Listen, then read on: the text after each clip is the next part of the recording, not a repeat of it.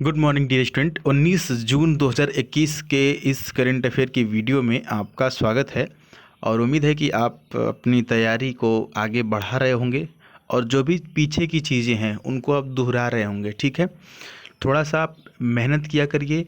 जो भी आपको रूल्स याद हैं और जो आप याद कर रहे हैं उनको दोहराया ज़रूर कीजिए, और साथ ही साथ जितने भी हम आपको वन वर्ड या ईडियम फ्रेज़ बताते हैं उनको आप एक बार दोबारा लिखा करिए।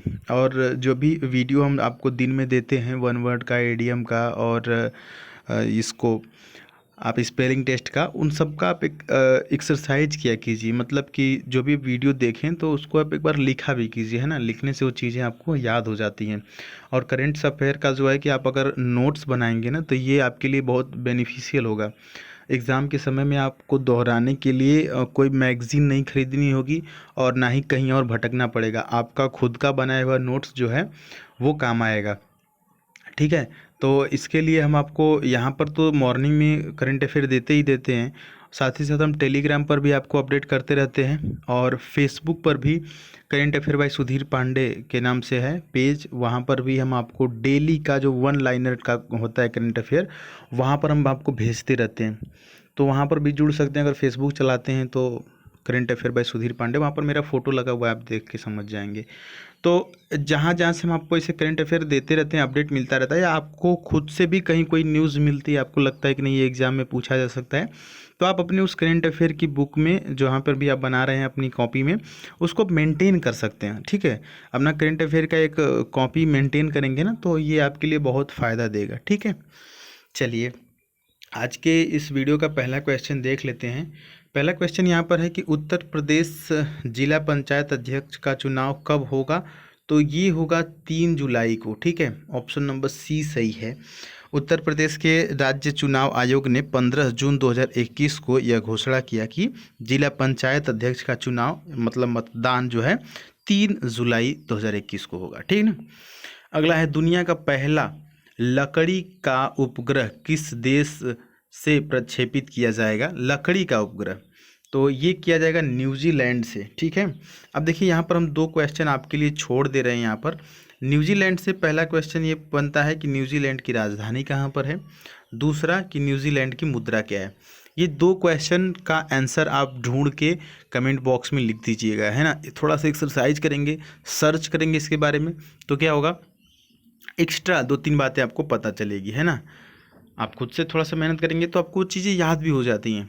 अगला है कि किस राज्य सरकार ने कोविड-19 की संभावित तीसरी लहर के लिए 5,000 युवाओं को स्वास्थ्य सहायक के तौर पर प्रशिक्षित करने का निर्णय लिया है?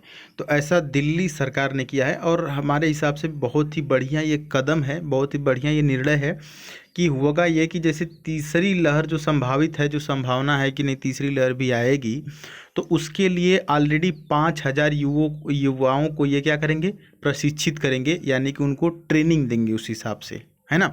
इससे क्या होगा कि जब तीसरी लहर आएगी तो ये जो 5,000 आपके जो युवा हैं ये उन दिनों में काम आएंगे, ये कोविड वॉरियर के रूप में काम आएंगे, है ना।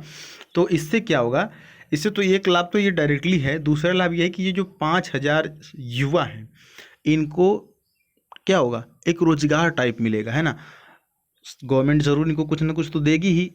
आपके लिए कोई 12 घंटा या 16 घंटा मेहनत करेगा तो कुछ ना कुछ मिलेगा, तो एक तरह से ये रोज़गार भी इनको मिलेगा और दूसरी तरफ कोविड-19 को रोकने में मदद भी मिलेगी। तो इस प्रकार के जो नियम है, इस प्रकार का जो निर्णय, जो सोच है, वो लगभग सभी राज्यों में करनी चाहिए। तो काफ़ी युवा बेरोजगार बैठे हैं जिनकी वजह, इस निर्णय की वजह से उनको थोड़ा सा काम मिलेगा, है ना। चलिए अगला है, किस राज्य ने भारत रत्न के समान वार्षिक पुरस्कारों की अपनी श्रृंखला स्थापित करने का निर्णय लिया है?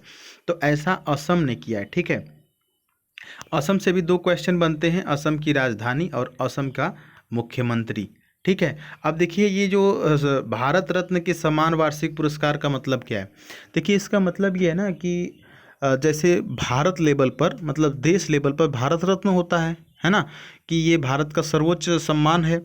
उसी हिसाब से ये अपने राज्य का, असम का बनाएंगे, उसी की लगभग लगभग लेवल का, कि ये असम में अगर दिया जा रहा है राज्य में तो ये बड़ा होगा। समझ में आ रहा है ना। ठीक है, चलिए आगे बढ़ते हैं। प्रधानमंत्री नरेंद्र मोदी के अनुसार भारत का लक्ष्य वर्ष 2030 तक कितनी खराब भूमि को बहाल करना होगा? तो यहाँ पर जो सही आंसर है वो आंसर नंबर ए है, 26 मिलियन हेक्टेयर। अब देखिए बहुत बड़ी ये क्षेत्रफल होता है, 26 मिलियन हेक्टेयर जो है। तो ये होगा ये कि ये कौन सी ज़मीन की बात कर रहे हैं? जो ज़मीनें मरुस्थली टाइप हैं, जहाँ पर ऊसर है, बंजर है, जहाँ पर सूखा वाली ज़मीनें हैं, मतलब पानी वहाँ नहीं पहुँच पाता है, तो वो ज़मीनें क्या है, निरर्थक हैं, बेकार हैं, क्योंकि पानी नहीं पहुँच पाता है तो वहाँ पर फसलें नहीं हो सकती या कुछ भी नहीं हो सकता है। तो उस टाइप की जो ज़मीनें हैं उनको 2030 तक इनके हिसाब से, नरेंद्र मोदी साहब के हिसाब से 2030 तक क्या करेंगे, 26 मिलियन हेक्टेयर को जो जो भूमि है उसको बहाल करेंगे, मतलब फर्टिलाइज बनाएंगे उसको। ठीक है, चलिए। किस देश में ट्विटर ने अपनी सुरक्षित बंदरगाह प्रतिरक्षा खो दी है? तो ये है भारत, अपने ही देश की बात है। आप सुन रहे होंगे कि पिछले कई महीनों से ट्विटर को लेकर के विवाद हो रहे हैं। कई बार सुनने में आता है कि ट्विटर बैन होगा, ये सब चीज़ें। तो इन्हीं सब मुद्दों से लेकर के भारत में अपना सुरक्षित बंदरगाह ट्विटर ने खो दिया है। ट्विटर सोशल मीडिया की एक दिग्गज कंपनी है। ठीक है, तो आज के लिए इतने करंट अफेयर के क्वेश्चन। बाकी आप टेलीग्राम पर जुड़ जाइए, वहाँ पर आप क्विज वगैरह सॉल्व करते रहिए। ठीक है, काफ़ी इंटरेस्टिंग क्विज होता है। आप जैसे इस पर क्लिक करते हैं, जो आपका सही रहता है तो वो ग्रीन कलर का हो जाता है। बाकी आप अगर नई डिटेल समझ पाते हैं तो आप इस पर भी क्लिक करके देख सकते हैं कि डिटेल क्या है। ठीक है, तो ये सारी चीज़ें आपके लिए है। आप अपनी राय कमेंट बॉक्स में दीजिएगा। मिलेंगे अगली वीडियो में, तब तक के लिए जय हिंद, वंदे मातरम।